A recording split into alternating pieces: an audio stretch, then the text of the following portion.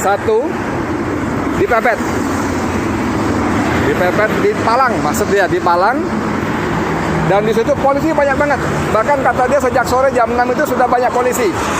Saya tanya berapa mobil? Mobilnya 10 mobil lebih, dan 3 diantaranya mobil resmi patroli.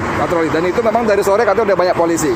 Nah ini kejadiannya, kalau kata dia, dia tunjuk jarak, saya perkirakan dari posisi dia duduk dengan kejadian sekitar 8 meter.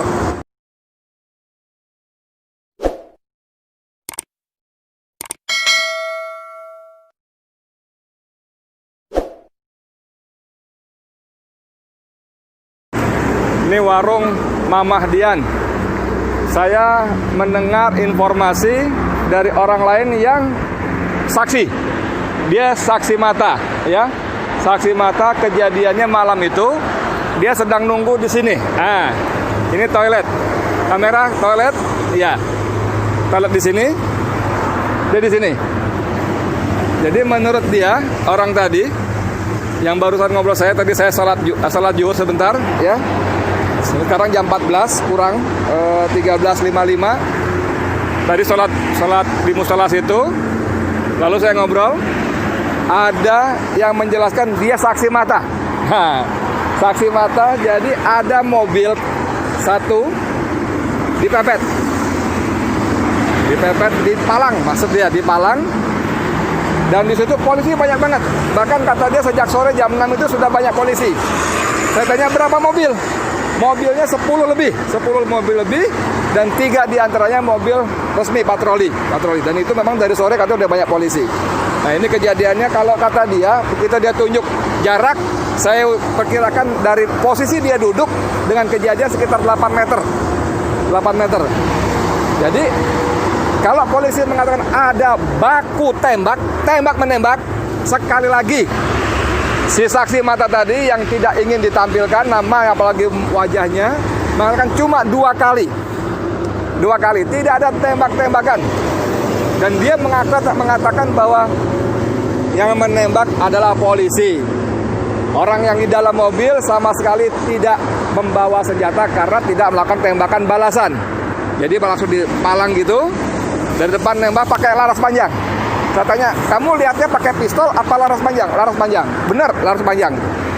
Jadi saudara, begitu ceritanya. Dan dia lihat 2 orang langsung tewas di tempat. Menurut penglihatan dia yang jaraknya sekitar kurang lebih 8 meter. Tadi saya tanya, posisimu di mana? Di situ. Dari duduk kamu dengan peristiwa yang terjadi berapa meter? 10 meter, mobil itu parkir? Oh enggak, sini lagi. Jadi mobil parkir, dia sebut jarak lebih depan lagi, jadi saya perkirakan sekitar 8 meter. Lalu polisi dia sebut langsung menembak ban kiri depan. Langsung nempel, dor, ban kiri depan. Tujuannya supaya mobil tidak kabur.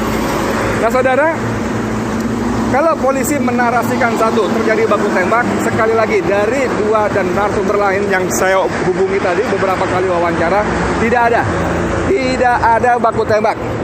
Seperti penjelasan dari Munarman, Sekretaris Umum FPI, tidak ada baku tembak. Tidak ada. 2 sumber pertama di depan tadi saya tanyakan juga cuma meninggal 2 kali tembakan. Sumber yang dekat lokasi sini, kamera, ya, dia ada di sini, kejadiannya sekitar di sini, juga cuma 2 kali tembakan. Tidak ada baku tembak. Yang kedua, dia memastikan tidak ada baku tembak karena yang di dalam mobil tidak membalas tembakan. Jadi tidak membawa senjata api.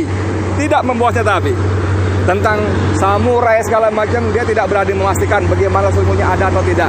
Karena dia juga tidak boleh mendekat. Tapi dia menambahkan seperti keterangan sebelumnya, bahwa orang-orang sekitar sini yang datang mendekat memang diusir. Tidak boleh, menjauh. Ada teroris katanya. Bagaimana kondisi berikutnya? 2 orang ditembak. Lalu kira-kira saya ada datang ambulan. Saya tanya berapa jarak ketika terjadi tembak-menembak dengan ambulan, berapa menit? Setengah jam? Dia bilang ya kira-kira setengah jam. Mungkin ada yang telepon lalu ambulan datang. 2 mayat dibawa keluar, digotong, dibawa pergi ambulan. 4 orang lagi masih hidup, 1 terpinjang-pinjang kakinya. Tapi dia tidak memastikan apakah kena tembak atau tidak, tapi dikatakan terpinjang-pinjang. Itu dipindahkan dengan mobil lain, dibawa pergi entah kemana. Saudara sekalian, Saya Edi Mulyadi dari lokasi kilometer 50 tol Jakarta Cikampek ingin memastikan bagaimana situasi sebenarnya. Apakah benar cerita dari versi polisi yang langsung disampaikan oleh Kapolda Metro Jaya Fadil Imran, atau versi FPI seperti disampaikan oleh Munarman dan Ketua Umum FPI Kiai Sobri Lubis. Walaupun lebih banyak Munarman yang menyampaikan. Jadi dari beberapa kejadian, beberapa keterangan saya sementara ini menyimpulkan bahwa informasi dari polisi tidak akurat. Saya tidak berani bilang bohong, tapi tidak akurat. Karena saya bicara dengan beberapa saksi, mengatakan memang tidak ada baku tembak, tidak ada tembak-menembak. Dan lagi memang, walaupun kejadiannya sudah dini hari, ini jalur ini ramai. Selalu ada saja mobil yang lewat. Dan seperti banyak kita temukan dalam grup-grup WA di media sosial, tidak ada garis polisi. Tidak ada garis polisi seperti yang diceritakan oleh narasumber saya tadi. Tidak ada garis polisi. Yang ada polisi yang mengusir orang-orang datang. Tidak ada garis polisi, tidak ada apa istilahnya olah TKP dan sebagainya, tidak ada. Tidak ada. Saudara sekalian, apa sesungguhnya terjadi? Sekarang kita baca bagaimana Komnas HAM dan berbagai lembaga-lembaga yang concern dengan hukum dan HAM, hak asasi manusia, sudah mulai bersuara. Ini diduga kuat ada abuse of power, ada penyimpangan kekuasaan, ya. Jadi ada abuse power dan sudah banyak suara-suara yang menuntut dibentuknya tim pencari fakta, tim mencari fakta yang independen, yang bebas dari intervensi kekuasaan. Kita bagaimana tunggu berikutnya, mudah-mudahan Allah semakin buka lagi. Allah buka lagi bagaimana kekuasaan sudah digunakan untuk hal-hal yang tidak pada tempatnya. Karena kalau dikuntit, harusnya yang menguntit itu tidak ketahuan, harusnya. Tapi ini kalau mereka mengaku menguntit, malah yang ada terjadi pembantaian, pembunuhan. Jadi tidak menguntit lagi. Lagi kalau orang Balang mengatakan, para ahli hukum, atas dasar apa Habib dikuntit?